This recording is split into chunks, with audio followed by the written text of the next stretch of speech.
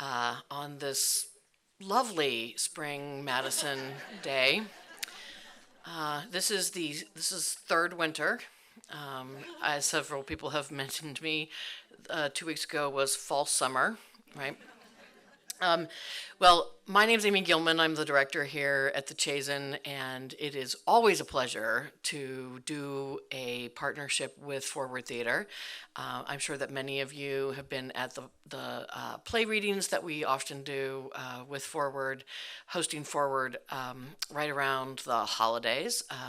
And this one is particularly important to us because it is about art. It's about visual arts. And it's a great marriage of uh, the story of an artist, but also, as I discovered this afternoon because I was in the audience for the 2 o'clock show, that it is also about process and it's about creativity and it's about what we learn as we grow older and as we have children and as we have relationships and how sometimes that actually deepens our artwork as our lives get increasingly complex. And if you have not yet seen the play, what are you waiting for? um, I'm sure that many of you have tickets over, in the coming weeks, and so we won't spoil anything for you, I don't think, today. But before I introduce our speaker today, I do want to mention just a few things because I have you as a captive audience and you are in my house today. So let me just mention that if you have not yet seen the Romancipation exhibition that is open in the Roland Gallery here on the first floor, I hope that you will take the time to spend some time in there. It is a highly unusual exhibition and it is centered around a very problematic object in our permanent collection. And it's a very deep exploration of that object and an invitation to artists to really explore that work. And that is what I think that the museum is indeed it's very important that museums do that sort of thing. And it's one of the reasons why I have also always admired the work of Forward Theater because all of the choices at Forward are made without fear and often with incredible joy, but with a great deal of rigor. And I hope that that has also applied to this particular project. And if you want to, that project will be open until June 25th. But if you want to join us on Thursday, May 4th from 6 to 11 p.m., DJ Rich Medina, who was here for our opening, will be back, and we will have what's called Jumpin' Funk, which is a great way to start May as a celebration of both that project and the end of the semester, etc. So I hope that you all will stop by. And that's the end of my plug. So now let me turn to introducing to you our speaker for the afternoon here. Aneta Georgievska-Shine teaches at the Department of Art History at the University of Maryland, College Park. Yay, Big Ten. Her research interests include the reception of classical art and literature in the early modern period, intercultural exchanges, and her scholarly works have addressed artists such as Rubens and Velazquez, and don't worry, we'll get it back. But also, her most recent one, Vermeer and the Art of Love, was included in Christie's lists of best art books to look forward to in 2022. She also does not confine her interest to historic work and has long interest in modern and contemporary art and intersections of art. And we did not find her, actually. Jen found her, but we had been talking about doing something here at the museum. We had hoped we were going to be able to borrow an Artemisia painting to have here, but unfortunately that did not work out. Oh, just like crushed me when that happened. But we did want to move forward with this lecture and the engagement with all of you in the art of the artist who is explored in depth her life on the stage of Forward Theater. So please join me in welcoming.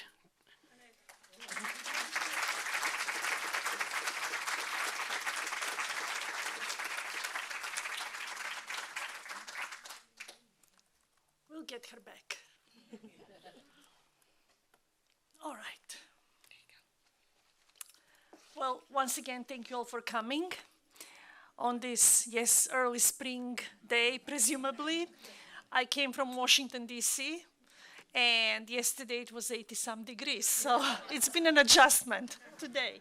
But I'm very happy to be here and to have this opportunity to talk with you about Artemisia Gentileschi, to present to you some of my own perspectives on her as an artist. And I just want to know, I just saw the performance this afternoon, which I strongly, strongly recommend. It's brilliantly done. I had read the play by Lauren Gunderson because I was given the script by Jen, the director, the artistic director of the theater, but I didn't expect that it could work out so well, to tell you the truth. So that says a lot about the artistic director of the theater to work with the material, although the play itself was very rich to start with. So how many people here have seen the play? Many, right? Okay, so we'll not talk about the play at this moment, but by now, it's like 70% of the people who are here in the audience have seen the play, at least, which means that you're extremely curious about Artemisia right now. Well, I have to slightly disappoint you because what I'm going to try to do is to talk about her as an artist within the artistic context of the time period. I will, of course, talk about some biographical aspects of her artistry, of her life as an artist, but I don't want that to overwhelm us so much. I mean, every painter paints himself. This is a saying that goes back to presumably Leonardo or Michelangelo, and it could be seen as a compliment in the Renaissance or as a form of criticism, that people cannot get out of that whole business of painting themselves. And Artemisia did paint herself, both literally and metaphorically, included herself in so many of her compositions. And indeed, given the fact that she was such an incredible rarity as a woman artist who gained such amazing acclaim and respect by her contemporaries, and there were so few of them, and admitted to the Art Academy in Florence, and counting among her friends or familiars even the likes of Galileo, it is obviously inevitable that you think about who she was as a person. The art wouldn't have happened without this very strong character that she evidently possessed. But of course, as we look at her, and I'm showing you here just a tiny segment of the promotional material or the poster that was used for the 2020 exhibition in London, which unfortunately happened during COVID, as several other major exhibitions during the COVID pandemic, both in Europe and United States. But the exhibition, Artemisia, of course highlighted her as the protagonist of most of her works. And you're looking at a detail of a painting that we can easily call one of her many, many self-portraits. And insofar as this quote goes at the bottom, you're probably familiar with it, or some of you will be familiar with it. And of course, it has become probably quite famous now in the Artemisia literature by now. And that literature has grown exponentially over the last 10 years. That's yet another thing that we have to keep into consideration, because up until 20, 30 years ago, she was not very well known, as you all probably are aware of. But I just lost it again because I was talking too much without advancing my slides, and Jamie is going to help me, or somebody will help me. But the quote, "I will show your illustrious lordship what a woman can do," is a quote that comes from a letter that was written by Artemisia to one of her patrons, or a person who had expressed an interest in her work, Antonio Ruffo. an art collector from Messina in Sicily, who would have in his collection paintings by the likes of Guercino, and even Rembrandt from Holland would send 3 paintings to Ruffo. So Artemisia writes to Ruffo later in her career, probably in the 1540s, "I will show your lordship what a woman can do."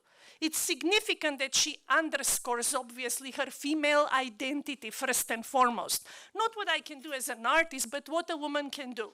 And while we are waiting for the image to reappear, I just want to review from the wonderful program that is provided to the audiences in the theater some of the most important aspects of her biography.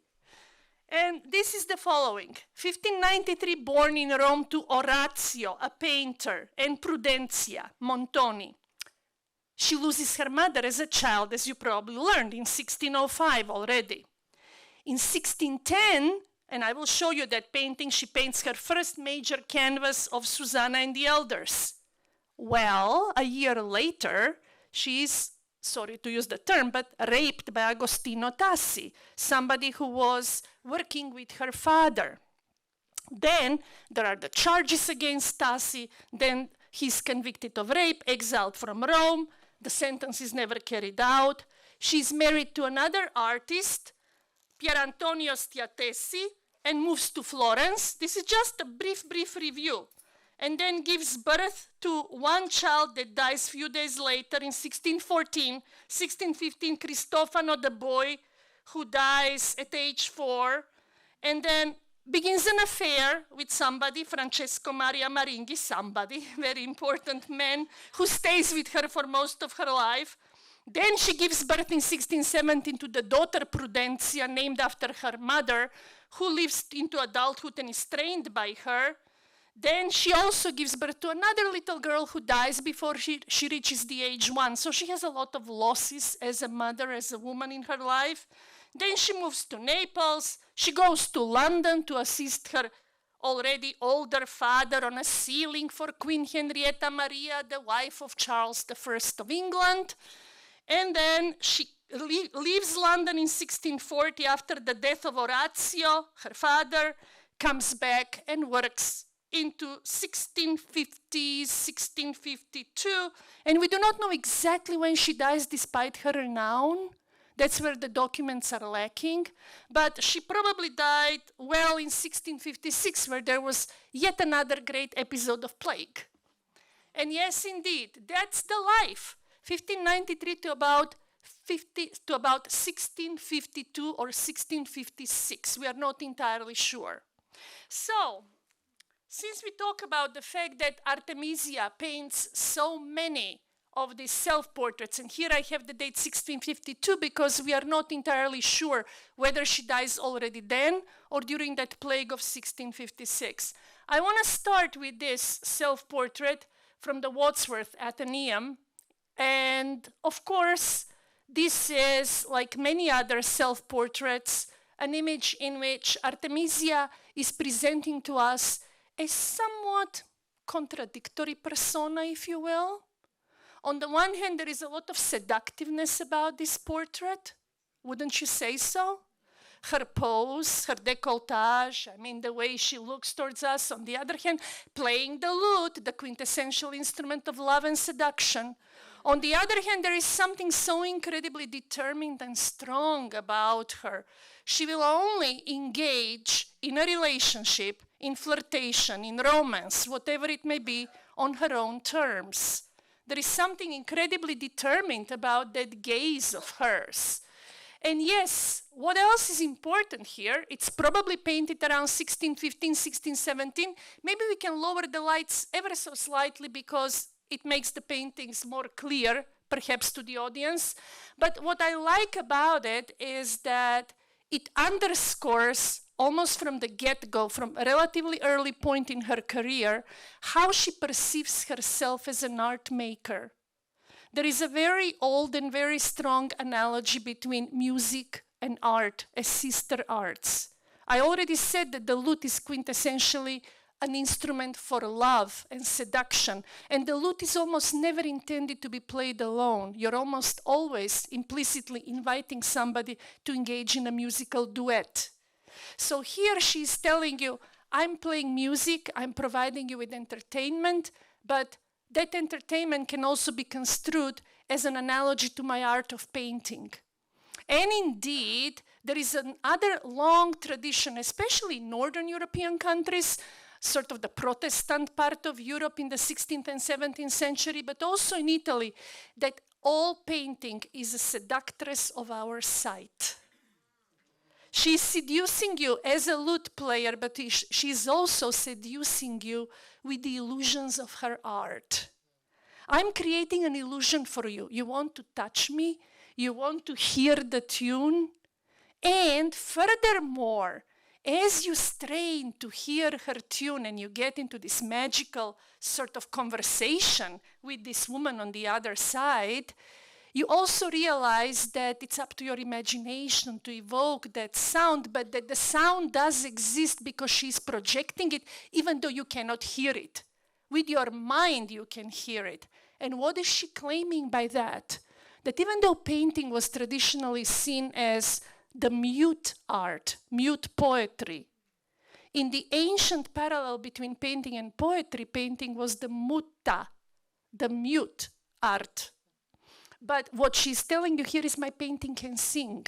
I'm seducing you with my pictorial illusions, and my painting speaks. Speaking painting is about as high a compliment as you can give to a painter during the early modern period. And that's what she's aiming to accomplish with this rather early self-portrait, one of a series of similar ones. Pay attention to that turban-like headdress. Think about it for a moment. It will reappear.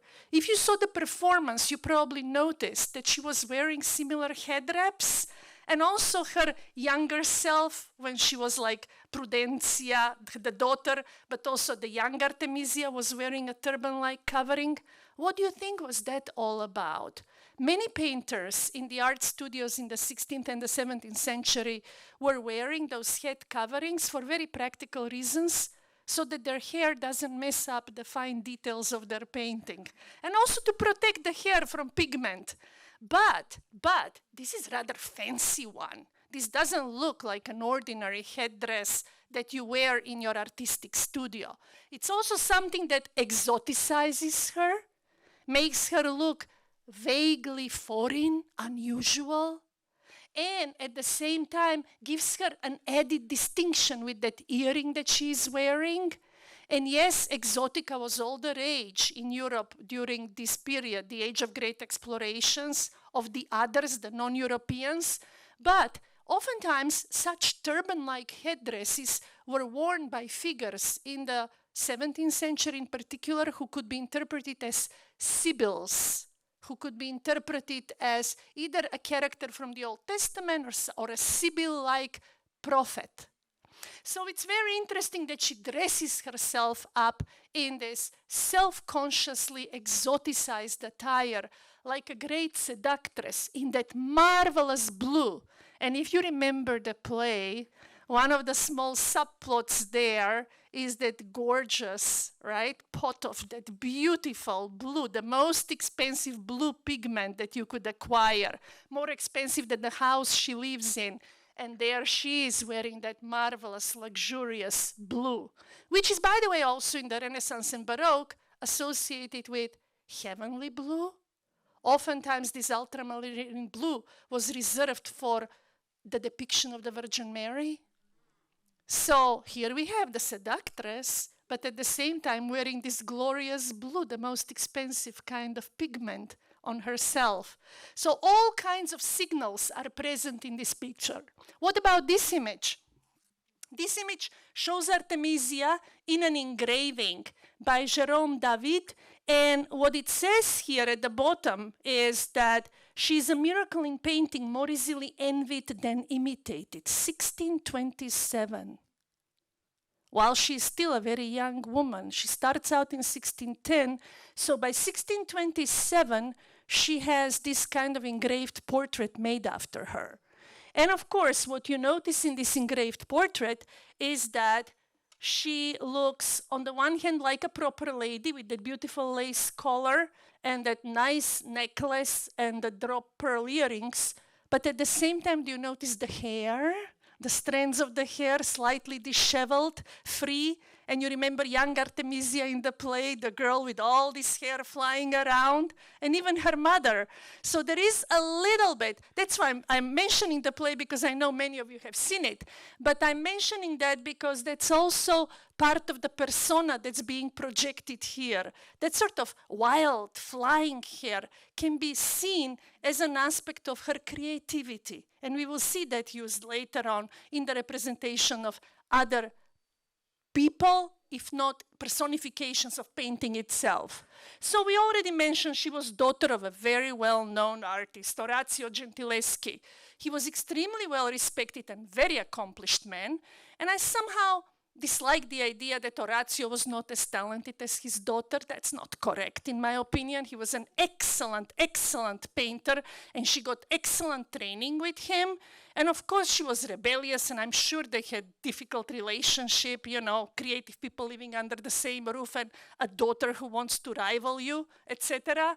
But the fact that Orazio Gentileschi is included in a series of images or portraits of artists by Anthony van Dyck, the great Flemish artist who created this beautiful series of his sort of peers, primarily Flemish artists, is in itself a testimony to how well recognized he was as an artist. And yes, this is a little bit cropped, but this is Orazio Gentileschi.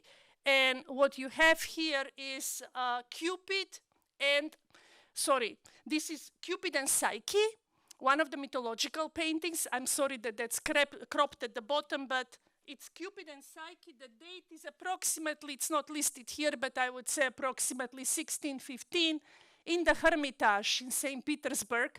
Mythological painting, gorgeous bodies, gorgeous play of light and darkness, that chiaroscuro, and you instantly recognize that Orazio Gentileschi is a follower of Caravaggio.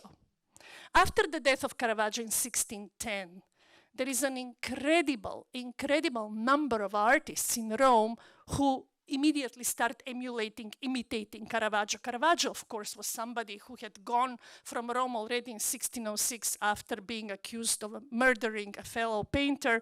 And then he spent the last 4 years kind of trying to go from place to place, ended up Sicily, Malta, and trying to come back and dying off the coast of Tuscany all of a sudden as he was trying to return to Rome. But even though many critics of Caravaggio said that he destroyed the art of painting, those same critics, most notably one of his rivals, Baglione, often said, damn it, all the young artists like to imitate him. And Orazio Gentileschi, Artemisia Gentileschi, Bartolomeo Manfredi, and any number of other artists living in Rome, both Italians and non-Italians, emulated Caravaggio after his death. And this is very Caravaggesque in its emphasis on these figures in the foreground, again, on the dramatic play of light and shadow, the chiaroscuro, on emphasis on human anatomy and realism of sorts, realism in the approach to the bodies, because even though they're idealized, nothing is ever perfectly real. Even the most realistic paintings in the Baroque are highly calibrated games of artifice. But even though it's idealized, these figures feel plausible, believable. And this is that revolution in art that Caravaggio will introduce and people like Artemisia and her father will continue. Here is another painting by Orazio Gentileschi. This one is from 1630, Rest on the Flight into Egypt. He's a good artist. Let's not forget Orazio. And this is amazingly strong composition. Virgin Mary nursing her child. Again, that emphasis on realism, humanization of the biblical narrative. And Joseph has fallen asleep oblivious over there. And then you have that donkey peering from behind the ruined wall. The ruined wall, of course, being an allusion to the passing of the old and the coming of the new. And Orazio was especially good at creating these multifigural compositions, such as here Moses rescued from the water by Pharaoh's daughter. And you know, as we get from about 1615 towards 1630, something else happens. And this will happen also to Artemisia. that initial push towards naturalism and the chiaroscuro of Caravaggio gives way to modulated sort of naturalism with these new classicizing ideals. So here already the colors are lighter, brighter, the contrast between light and shadow are not so strong.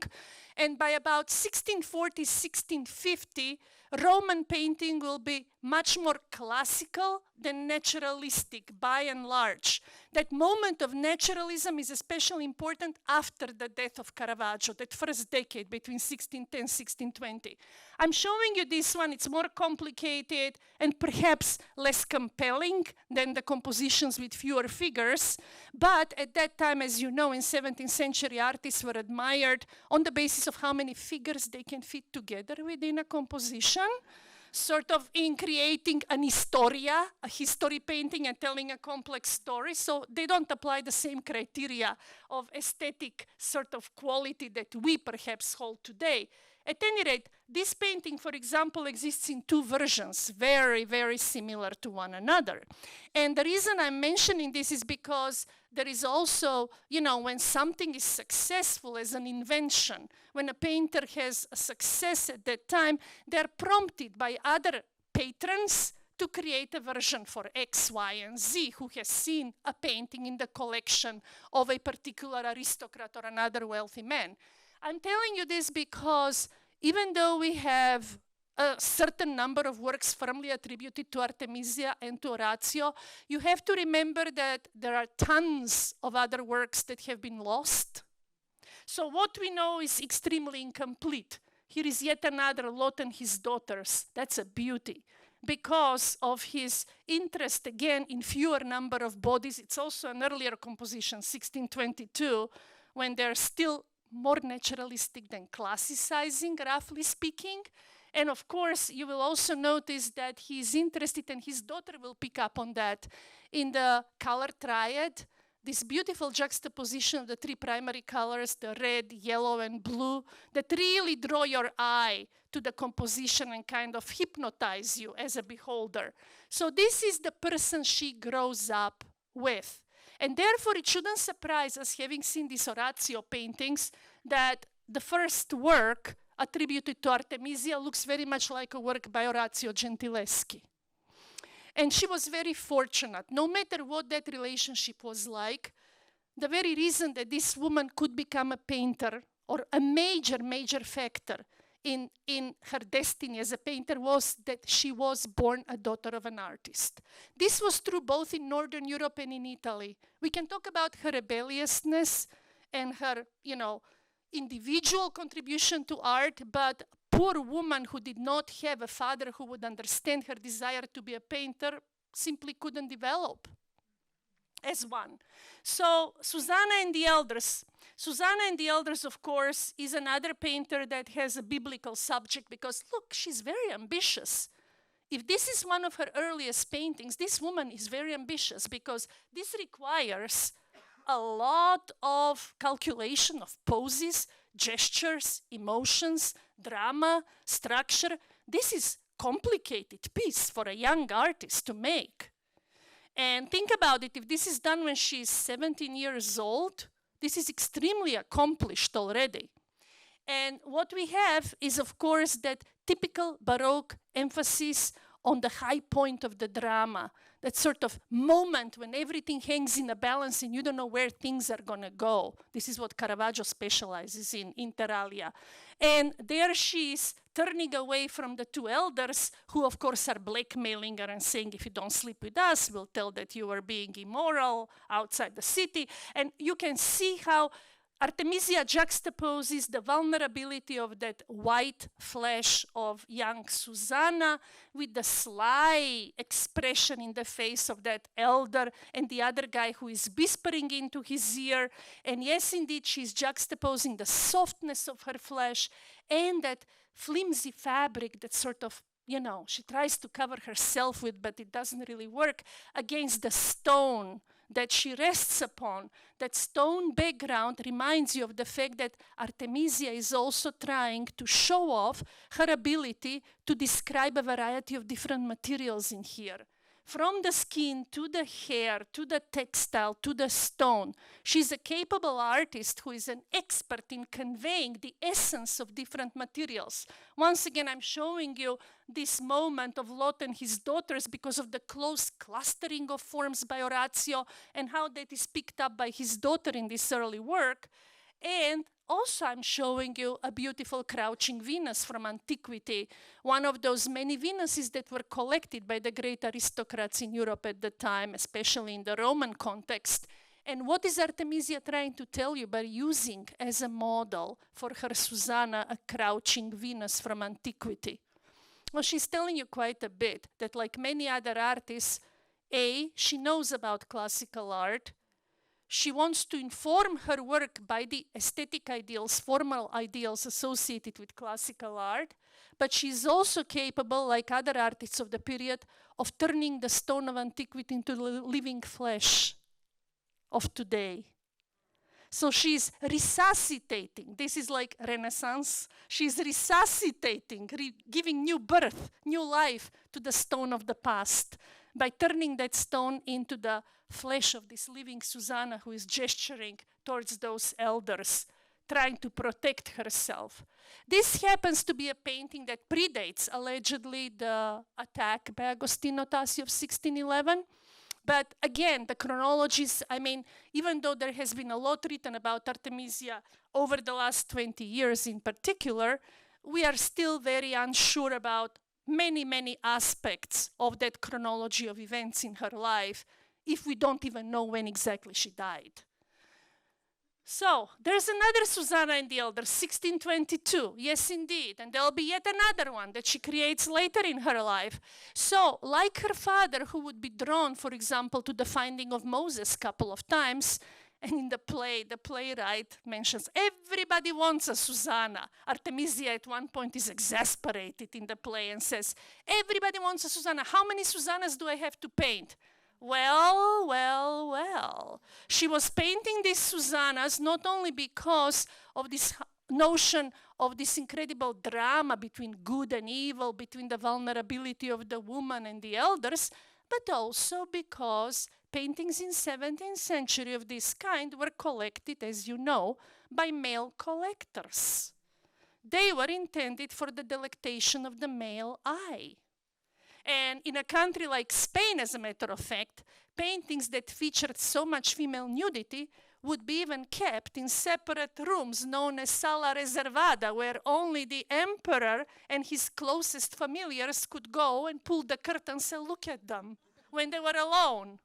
In other words, remember the context, the historical context. She may be painting Susanna and the elders because of her own feeling as a vulnerable woman, but she's also meeting audience expectations and what that male audience in Rome and later on in Florence likes in terms of subject matter. So when you compare the two of them, you see that there is a certain variation, obviously.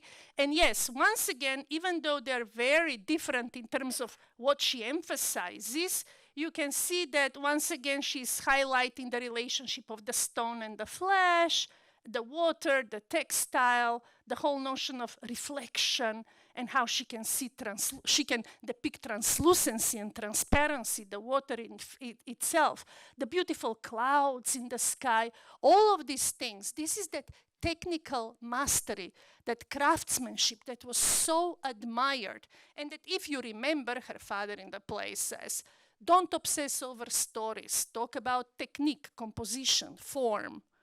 This is not the formalism of 20th century, but artists at that time were very much conscious of how to structure for the best possible visual effect all of these stories. Stories are stories, but how do you tell them? Just a brief reminder about Mr. Agostino Tassi. This is allegedly a self-portrait of Agostino, and he died in Rome in 1644, older than Artemisia by quite a bit, 1578.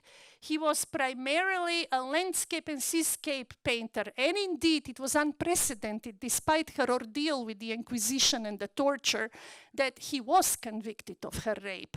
That didn't happen during that time. That's yet another precedent that she sets.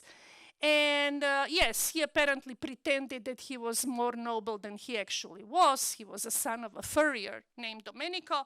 These are some of his paintings, if you're interested in seeing what Agostino painted, because her father, Orazio Gentileschi, wanted to collaborate with Agostino because Agostino was especially good at creating architectural backdrops and landscapes for the figures. You see, artists specialized both in Northern Europe and in Italy. And this, for example, is at the Walters Art Museum, this painting, Scene of a Witchcraft from 1640.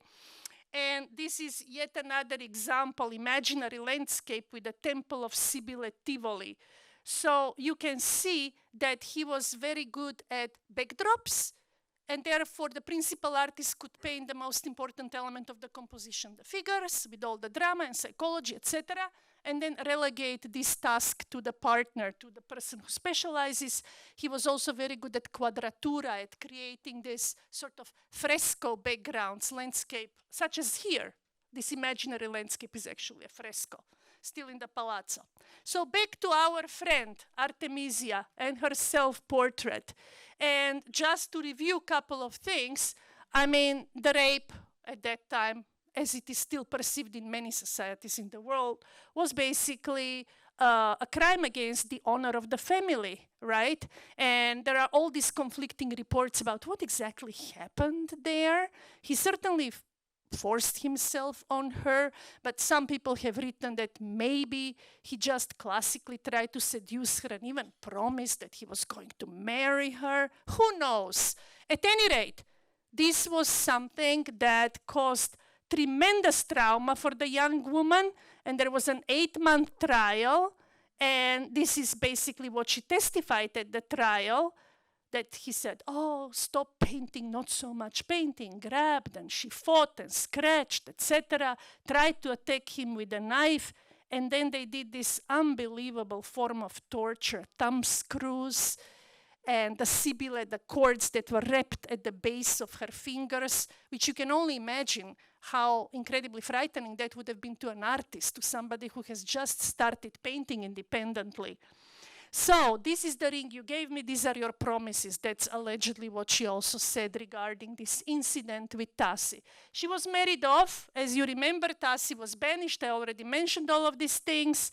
And then she went to Florence. She didn't want to stay in Rome. She was married off by her father to another artist because she had to be somehow, you know, taken out of the house and the honor restored. And then, of course, later on she earned patrons, such as the great Duchess of Tuscany, the Medici Duchess of Tuscany. Her father was instrumental in promoting her and helping her. He was writing all these letters of introduction and recommendation. And that's yet another print that shows Artemisia, which testifies to her acclaim, to how well-known she became so quickly. So, here is Orazio. Here is Artemisia, 1615, 1618. Here is Orazio himself, portrait of a young woman as a sibyl. Isn't that a gorgeous painting? It is, it is. And, you know, they're looking at each other. They're looking over each other's shoulders. Even when she becomes an independent painter, there is a constant dialogue with her father. And it is quite possible when you look at the face of this lovely woman and you compare it to Artemisia, that portrait of a young woman as a sibyl may well be a portrait of his daughter, Artemisia. It's a different approach to her facial features, but there is a lot in common between these two faces. And once again, the very fact that art historians call that painting by Orazio Portrait of a Young Woman as a Sibyl underscores this illusion of the turban-like headdress with a kind of Sibyl-like character, somebody who can tell the truth. Whether you will understand the Sibyl is a different story altogether. Sometimes the Sibyllin prophecies are not believed. But the whole idea that a woman can be construed as a Sibyl is very interesting during this time period. That's the detail, and I personally believe that this is a portrait of his daughter, Artemisia. And she will continue to paint these self-portraits as a musician of sorts.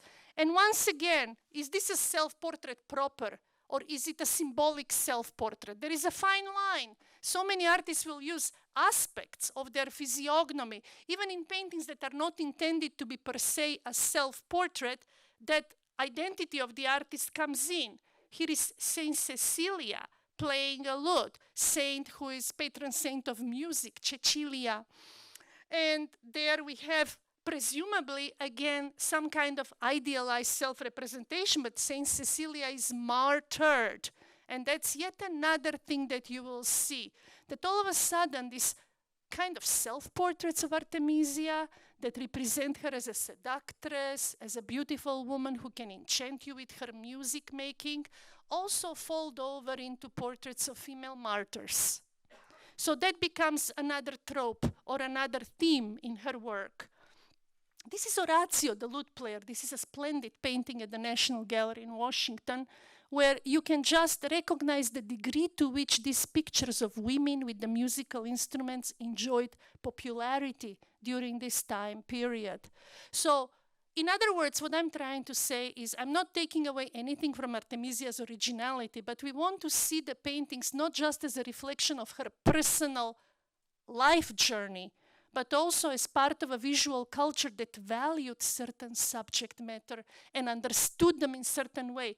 This too plays with the notion of seduction. Look how she's embracing the lute like a lover, and how she's seated here in this suggestive manner so that you want to reach out with your hand and touch that silk and that chair and hear the tune. And of course, the ultimate source is somebody like Caravaggio. And this is something, one of the first lute players that he created in 1596, also in the Hermitage. And what are these lute players about when you see them like this? What they are about is about the transitoriness of earthly pleasures. Vanitas, the whole idea that everything so beautiful goes away like a puff of smoke. Music, I didn't mention that until now, is the sister art of painting. But music, in the age before recording, disappears as soon as it is complete. Painting lasts, but painting is another form of paradox in terms of presence and absence, because a beautiful painting disappears as soon as there is nobody to admire it.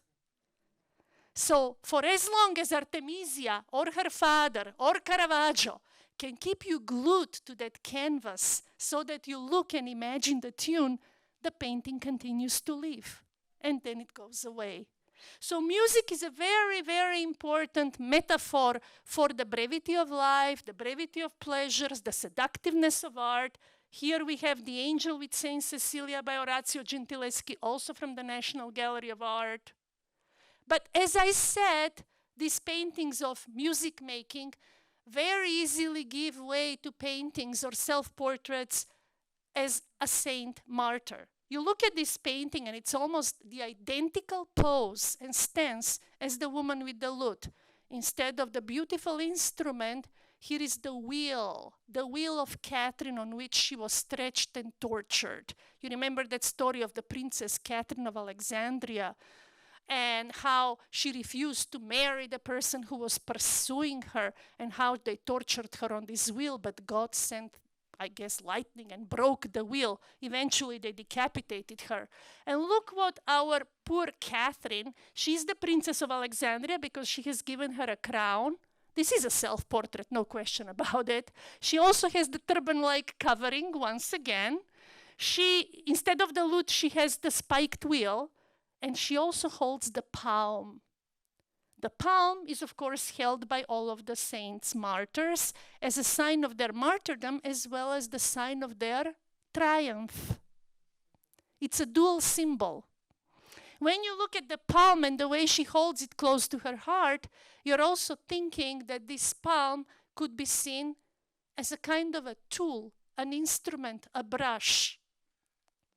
The pen and the brush are very often compared, but this palm also appears like an instrument that, knowing that this is an artist, she wields in a certain way. This painting, by the way, as you can read here, was acquired in 2019 by National Gallery in London. It was a ruin when it was rediscovered. And this is just an image of the time when they were still cleaning it at the National Gallery. And I just wanted to illustrate that to you, that because of the great popularity of Artemisia Gentileschi, all of a sudden we have so many more paintings that are appearing on the art market. It's going to take a long time before we figure out what is and what is not. But obviously museums are now acquiring a lot of works that come to the market and then undertaking these very complex restoration projects, cleaning them up. And you probably read that in Beirut, in Lebanon, after that major explosion during the COVID pandemic in 2020, there was yet another big history painting that is now being cleaned and is presumably Artemisia. Presumably, we'll see. When it's done, we'll see. I have to be skeptical. We have to be skeptical. And there are paintings. I also have to tell you, here is a St. Catherine of Alexandria from 1619. There are paintings that are slightly underwhelming. You know, I mean, every artist has a bad day. Every one of them. Maybe Steven Orso, maybe Velazquez does not. Or even he. He can have bad days too.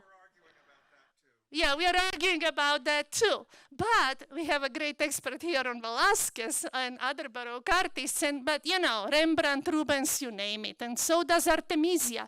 And especially if you're a woman artist who has to develop quickly and create near replicas or second version of a composition that's successful, you can imagine that she may not be so invested in some of these works. So we have to keep all of that in mind when we create a picture about what she left behind as an artist. Here is another favorite way of self-representation, of course, is Mary Magdalene.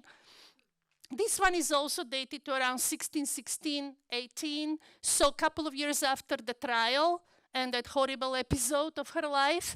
And of course, Mary Magdalene is a favorite subject during the age of Baroque. Why? Especially in Italy, because she is repentant. Mary Magdalene and Jerome become all of a sudden super popular, especially during the Counter-Reformation, as a response of the church towards those who have taken a wrong path and now have to be brought back. They become a metaphor for everybody who went on a wrong path. So, in a way, when you see Artemisia, presumably here representing herself as Mary Magdalene, you have to think about how she's consciously talking to her public, and we do not know who she painted this for. She's talking to the public about how she may have been misunderstood. I was never what Mary Magdalene used to be. I don't need to repent because I have not really sinned. You can only imagine that was a very small world. No matter what she tried, and even when she left Rome for Florence, you can imagine that the stories traveled very, very quickly. Everybody knew everybody else in the artist circles and the patron circles. So this young, beautiful woman comes to Florence and tries to make a space for herself. And, you know, she's plagued by this incredible story behind her that she probably sent an innocent man away because she seduced him, etc. So she's presenting a rather contradictory self-image here. On the one hand, again, a little bit of that seduction. You cannot deny it, that bare shoulder there. That's a favorite motif in Caravaggio's paintings of those beautiful young men with their lutes. I mean, you look at those bare shoulders and it's all about undressing the person. And that's what she's kind of giving you here, like the woman with the lute. But at the same time, the fact that she's so focused elsewhere, that she's contemplative, that she holds her hand to her heart, which is at that time a code gesture both for friendship and truth-telling. I'm speaking the truth. I may look like somebody you could identify with, that Mary Magdalene, but I couldn't be further from her. Even though I'm wearing this luxurious golden dress, she loves sending mixed messages. And that's yet another of these compelling aspects of Artemisia's work, that you cannot easily read them, that she gives you multiple venues, multiple ways of looking at herself. And of course, what is she looking at? She's looking at the mirror, and she's kind of covering it up a little bit with her hand. And the mirror itself, during the 17th century, is a famously dual sort of signifier. It has dual significance, both to female vanity as well as to ability to reflect and learn more deeply about oneself. Self-reflection and deeper knowledge. So she's telling you, go for it. Read it, one way or the other. Everything is complicated. Everything is complicated. That's Oratio, much more clear. Penitent Magdalene, you know, with the skull, with the cross in the desert, etc., etc. What about this Mary Magdalene by Artemisia? What do you make of this? Mary Magdalene in ecstasy. This was chosen as a cover painting by Sheila Barker, a younger scholar who came out with a monograph on Artemisia, and she was also involved in the 2020 exhibition. I personally don't consider this one of her most successful works, but I also find it extremely complex emotionally in terms of those mixed messages that it conveys. The ecstasy of Magdalene. Is this the ecstasy that conveys some kind of corporeal ecstasy, spiritual ecstasy? Is this body-soul dichotomy? Is there a dichotomy, or does she try to question the dichotomy between body and soul? And uses sort of the equivalent of corporeal ecstasy to speak about spiritual ecstasy, the way, for example, Bernini will do that in a famous sculpture of the ecstasy of Saint Teresa in Rome. I mean, whatever it may be, it's a painting that foregrounds, well, female character, female experience, and that whole idea of, you know, interior life, emotion, moti, movement of the soul, movement of the mind. Because one more thing I want to underscore is that when I spoke about how they're all interested in drama, emotions, etc., one important thing is that whereas in the 16th century, in the Renaissance, artists were still very much interested in capturing proper perspective, projection, geometry, the likeness of a face. 17th century is the age of emotions. They have all by now mastered those skills. Now, who is going to create a painting that compels you in a more theatrical fashion, that creates a scene so that you can be involved with it, engaged with it? So this is why she focuses so much on the emotion of Magdalene and creates very self-consciously ambivalent painting, charged with contrary emotions, as opposed to the painting of her father. So, I want to go back just for a moment to another artist, because she's not certainly the only woman artist of the early modern period. And she may be now the most famous one, but this is a great one too. Sofonisba Anguissiola. And Sofonisba is an earlier one from the Renaissance. This one was even respected by somebody like Michelangelo. I mean, Artemisia was respected by Galileo, the scientist. This one earned the respect of Michelangelo, apparently. She was also working at the Habsburg court of Philip II of Spain as a sort of a court painter, and then went back to Italy and had this wonderful long life, very, very, but devoid of the drama of Artemisia. Anyway, I'm mentioning this to you because women artists, when they became artists, were especially self-conscious about what they have earned, and they wanted to show themselves at the easel with their instruments or in allegorical self-portraits that tell you, this is where I am, I'm an artist and I'm important, because there were so few of them. And Sofonisba, for example, shows herself painting a virgin kissing Christ child. Women artists, by and large, as you probably can imagine, were basically relegated to painting studies of flowers and fruits, still life, the lowest of pictorial genres, or female portraits, because many female patrons would be more comfortable sitting in a studio with a female artist. But women artists didn't paint nudes. Women artists didn't paint history paintings. So that makes Artemisia and all those paintings of Judith and Holofernes or other history works like even Susanna highly exceptional for the time period. Female nude painted by a female. But what I like about Sofonisba's self-portrait here is that as she paints the Virgin and Christ child, she may be alluding to a very important story associated with Saint Luke, one of the four gospel writers, according to a legend that was transmitted throughout this period, Saint Luke had seen a vision of the Virgin Mary in front of him that inspired him to paint the first true image of the Virgin and Christ child. And later on, many of the art academies in Europe will be Accademia di San Luca, but also the artist guilds in the Middle Ages and the Renaissance were the Guild of Saint Luke. So Saint Luke is the prototypical painter because of the vision of the Virgin Mary that he experiences. And I love the fact that this woman here dares to represent herself at the easel with her tools like a second Luke. So that's an ambition. Anguissiola also, and this is, by the way, what Giorgio Vasari, the first historian, shall we say, in middle of the 16th century, says about Anguissiola, has shown greater application, better grace than any other woman of our age in her endeavors at drawing. Ooh, for Vasari, if you were good at drawing, that was the first criterion to pass the exam. So, coloring and painting from nature, copying excellently from others, but by herself has created rare and very beautiful paintings. Not only does she know how to copy and draw and color, but she creates rare and beautiful works. So getting that kind of recognition from males writing about art is super rare, but this is also interesting because once again, there is the young artist playing music, there is an older figure here in the background. Nobody has quite figured out what it means. It could also be an allegory on transitoriness and the all too quick passing of life. By the time the music is over, you know.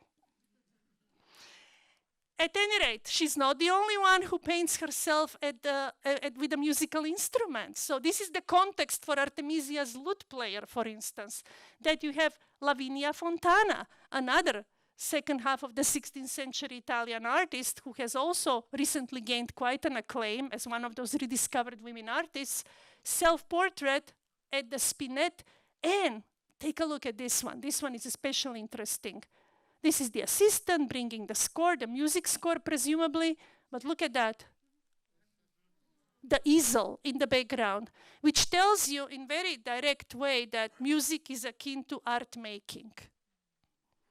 And having seen this context of the female self-portrayal with musical instruments, this painting becomes even more striking, where Artemisia is no longer playing music per se. Artemisia is painting. That's it. Painting. This is self-portrait as a painter. We saw her as somebody who plays the lute. We saw her as the martyr Catherine. We saw her as Magdalene. Now she's simply painting. And as she's painting, she could care less about us. It's the work of art. She's thoroughly absorbed in her task of painting. All she cares about is that brush touching that canvas and the form that comes out from that process. This is a picture of absorption, artistic absorption in a process. At the same time, people who have analyzed this work, which is in the Royal Collection in England, and was presumably a gift of Artemisia to Henrietta Maria, the wife of Charles I of England, during that short stay when she went to help her father Orazio. People have very intelligently recognized that this painting is not just a snapshot of the artist fully absorbed in her work, but a complex allegory about the art of painting. Just to illustrate, here is a print that shows you pittura, personification of pittura. All of the personifications of the arts and the muses and virtues and vices are typically female. That's a topic for another lecture, why they're always women. But in the play she says, all of them are women. Why are they always women? Well, simple answer I can tell you is because the woman was seen as a vessel, a container that can contain all these qualities rather than carrying a quality of her own. She's a vessel, so she can personify war, she can personify peace, she can personify truth, she can personify deception. The female body is a perfect vessel. So here is the pittura, personified by a woman rather than a man, even though men paint. But she's wearing a mask, and a tiny little mask hangs from the chain of Artemisia in that painting. Why the mask? Because pictures deceive. Pictures are the seductresses of sight. There is no truth in painting.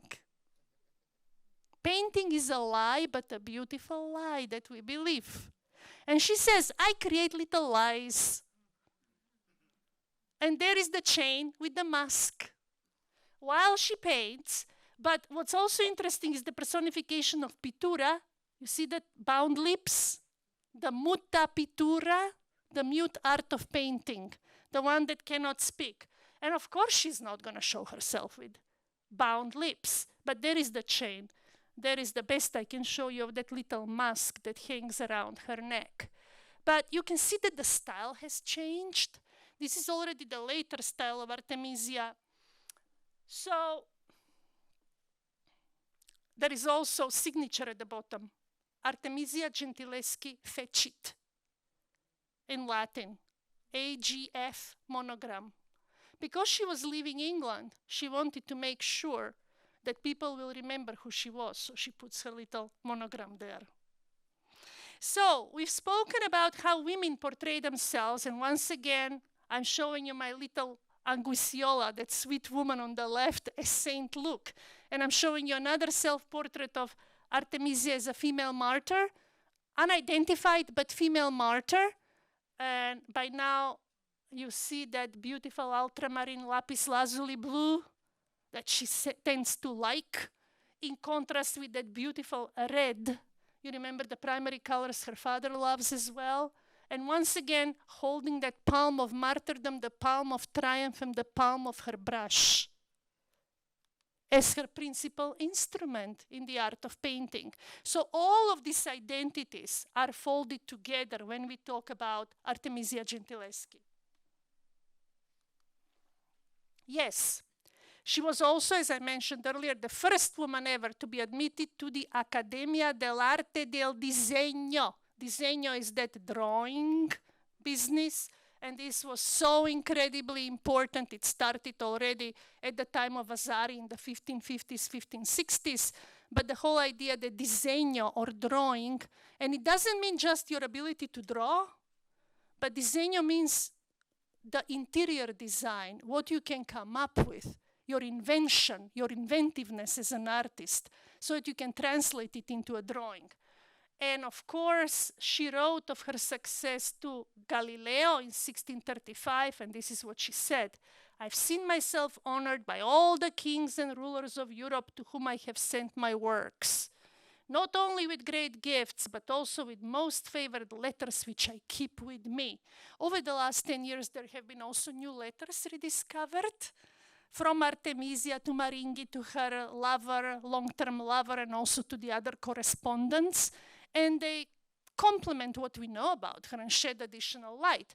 But while I'm still talking about self-representation, allow me to bring in another painting that is rather rare because it's, again, featuring a female figure, a full-length female figure, which was highly unusual for a woman artist to do.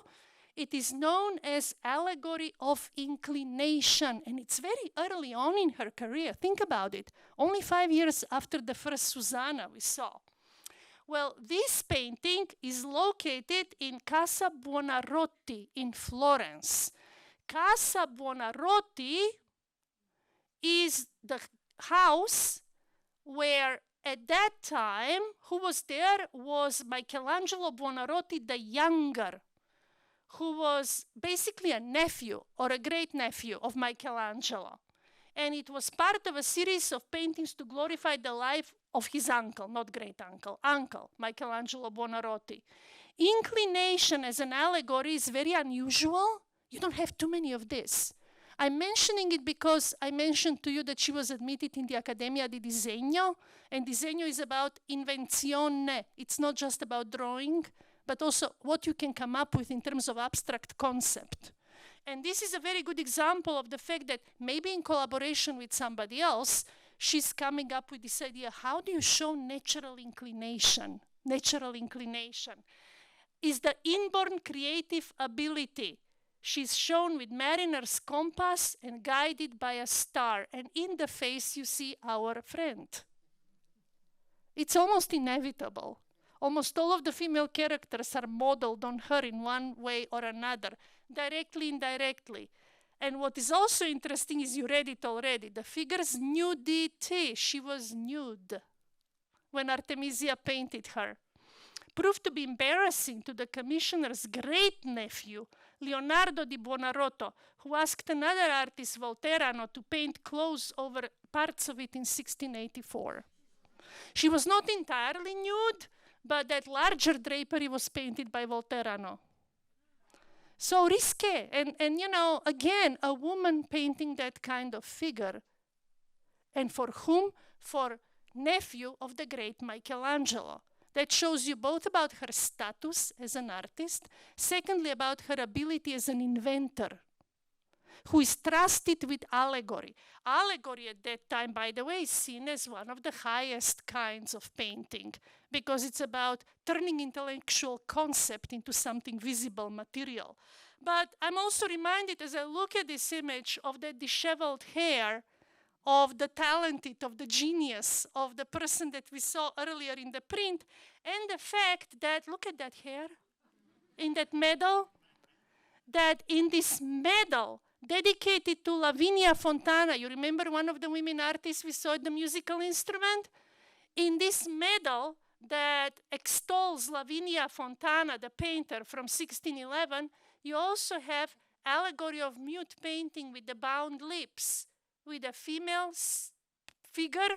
This is the mahl stick, the stick that she uses to stabilize her hand, painting at her easel, and again with that wild hair that we've been seeing in so many of these images of Artemisia. Which leads me, well, I should have started with these paintings, but I still can cover some of them, of course. We still have 10 minutes or so. Leaves me with this body of work that most of you are most familiar with. The most ambitious, gruesome, dramatic, and non-feminine pictures you can ever imagine. She basically here created a whole series, not one, but a whole series of these Judith and Holofernes paintings. And undeniably, especially this early one from Capodimonte in Naples from 1611, is very, very likely inspired not just by her encounter with Caravaggio's painting, but also by her encounter with Agostino Tassi. You cannot deny the relevance of the trauma of the 17-year-old girl who was raped in 1611 when she sits down to paint this image and then follows it by several others that survive. We do not know how many of them were painted. So, let's take a look at Judith beheading Holofernes, the story you know. It's a biblical Old Testament story. Judith is seen as one of the great, virtuous Jewish women of the Old Testament who goes to the enemy tent Holofernes at night. She goes under the pretext that she's offering herself to Holofernes, but instead she gets him drunk, and when he gets drunk enough, she decapitates him, and with her assistant, they put his head in a bag and take it out, and the next day, her soldiers, the Israelites, triumph when obviously the enemy sees that their general is dead. So, Judith is a great, great heroine of the Jewish people. And of course, she's the symbol of female virtue. A woman will never allow herself to be compromised. She has to go for the knife when in danger. So it was a popular subject. It also correlates at that time with the whole business of the power of women, which was kind of a scary topic for a lot of male beholders. There is a whole tradition going back to 16th century Germany of prints that highlight the power of women. They're allegedly good women, but sometimes they're so powerful that they get really, really scary. So it's like versions of Eve, versions of Eve. They're too strong for their own good. So the picture is ambiguous because it's both about the power of women, but it's also about female virtue. You can read it in multiple ways. if you compare it to Caravaggio's painting, and they're often compared, and Caravaggio's work is from about 10 years earlier, 1599, you can tell that she's decidedly looking at Caravaggio. Remember, Caravaggio died in 1610. And all of a sudden, shortly after 1610, there is a slew of Judith with Holofernes pictures by various followers. Why? Because everybody wanted them. So, again, was it only because of her rape or was it because of the market? It's both. But she can outdo Caravaggio in terms of the determination of Judith. Look at her Judith and the way she approaches the task. It's gruesome, it's horrible. Decapitating Holofernes without flinching. Whereas this young lady in Caravaggio's painting needs the encouragement of the older, wiser woman who says, go, go, do it, don't wait. And she's really reluctant. She's really reluctant. Her face is full of these mixed emotions, like, I don't want to be doing this. This one has absolutely no doubt in her face. So, yes, she does that. And yes, you can see also in the close-up that Caravaggesco chiaroscuro, you can also see the sense of determination, even though there is an intimation of a smile, and you can see the beautiful blue she's wearing and the décolletage. Once again, I came to the tent to seduce him. Little did he know. Little did he know.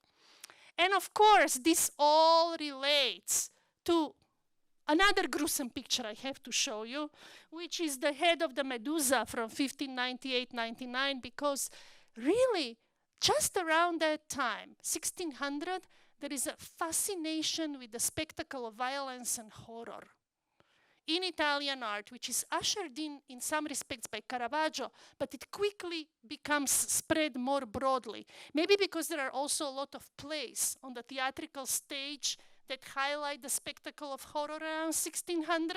You know that, Jen? Yes? Especially the post-Shakespeare, all those crazy plays that are happening with 20 corpses at once on stage. Exactly. So this kind of fascination with horror is something that clearly translated into the visual arts.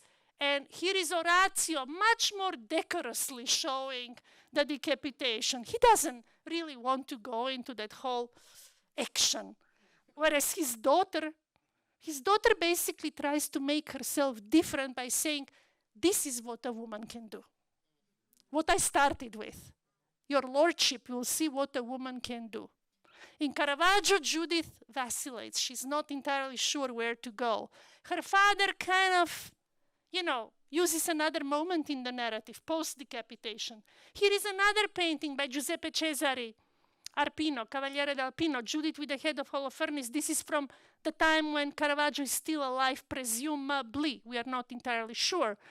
This is terrible picture. I mean, it's just, okay, he can draw, he can paint, he can color, but look at the imagination, the invenzione, that humongous head of Holofernes. It makes no sense. And here is just another one, Giovanni Baglione. This is the person who couldn't stand Caravaggio. But now you see what he could paint or not paint.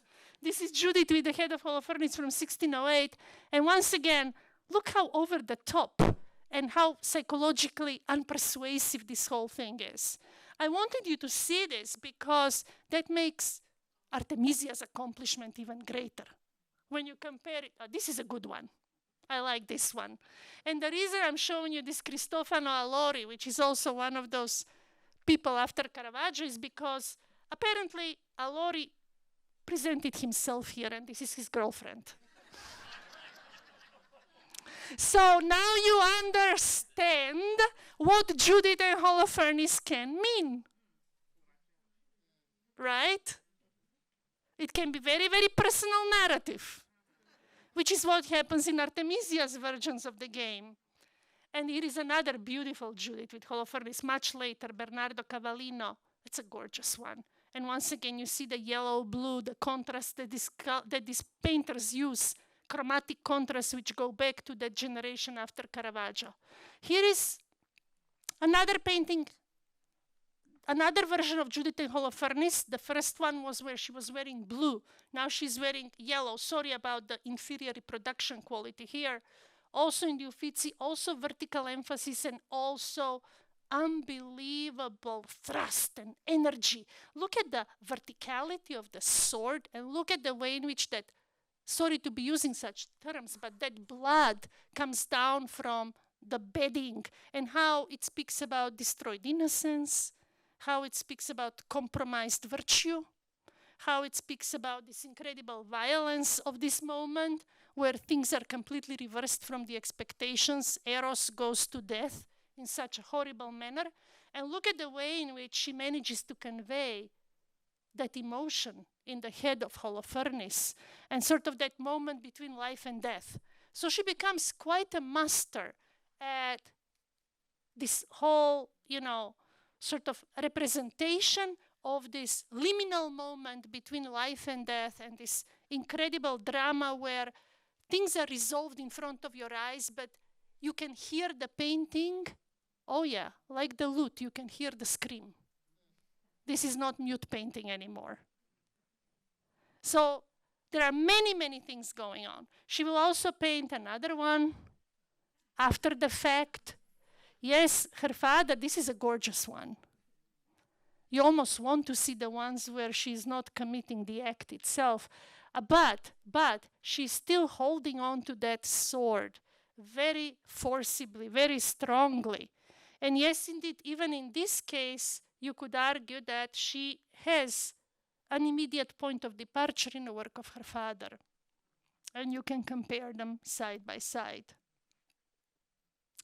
I love the sword because that sword is what she has.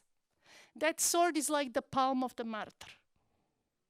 And the pen is mightier than the sword, but the knife is the way in which a woman defends her virtue. And the knife can also be a metaphor for the virtue of the artist, because artists in this time are also seen as warriors, virtuous warriors, for the honor of their art. So those are some of the things I want to highlight, and here is yet another later one, Gorgeous from Detroit, where you see she plays with the drama and she tries to give you a variety of different ways of seeing this sort of terrible episode. And what does that tell you? Again, I'm not going to spend time on Yael and Sisera. That's a little bit too gruesome. But because I want to jump forward, since we are close to the end of our lecture, and conclude with another of the Susannas. In the play, there was a specific mention of how towards the end of her life, she creates this large Susanna and the Elders, and how that Susanna and the Elders is very, very different than the first one.